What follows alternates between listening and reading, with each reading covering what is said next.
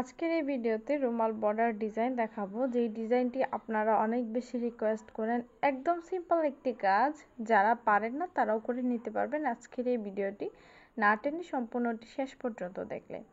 তো এখানে দেখুন, আমি কিছু রুমালের বর্ডার ডিজাইন আগে থেকেই করে রেখেছি, কারণ হঠাৎ করেই যখন অর্ডার আসে তখন আমার এই কাজগুলো করে দিতে হয়, সেজন্য আমি আগে থেকে বর্ডার ডিজাইন করে রেখেছি। আর হাতের কাজের বর্ডার ডিজাইন যদি হাতে করা থাকে তাহলে বেশি সুন্দর লাগে।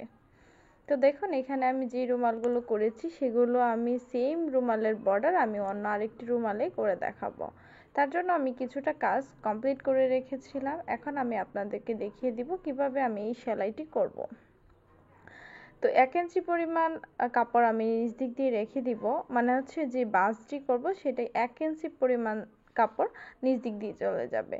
বাকিটা হচ্ছে আমি অল্প একটু জায়গা নিয়ে, এটা হচ্ছে অনুমানে, আমি কোনো প্রকার কোনো মাপ দিয়ে করি না কাজ, সেক্ষেত্রে আমি আপনাদেরকে দেখিয়ে দিচ্ছি। প্রথমে সুইটি তুলবেন, তারপরে হচ্ছে আঁকাবাঁকা করে দুইটি সেলাই করে নেবেন, মানে হচ্ছে সুতাটাকে মেইন সুতাটাকে ধরে রাখবেন এবং বাকি যে সুইটা তুলবেন সেটাকে নিচ দিক দিয়ে নিয়ে উপর দিক দিয়ে শুধু সুইটা তুলে নেবেন। আশা করছি ভিডিওটি দেখলে বুঝতে পারবেন, কথা বললে খুব কমই বুঝবেন।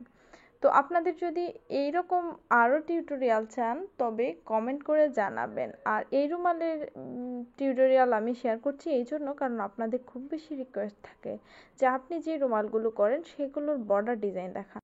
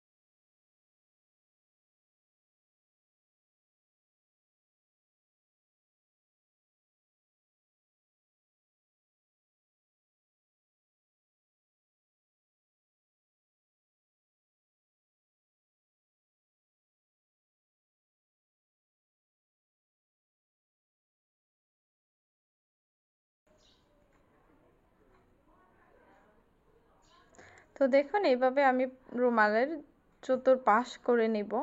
আর আমি প্রত্যেকটি রুমাল সেমভাবেই করেছি, আমি আপনাদেরকে দেখিয়ে দিচ্ছি। শুধু কালার কম্বিনেশন আমি আমার পছন্দ মতো করেছি।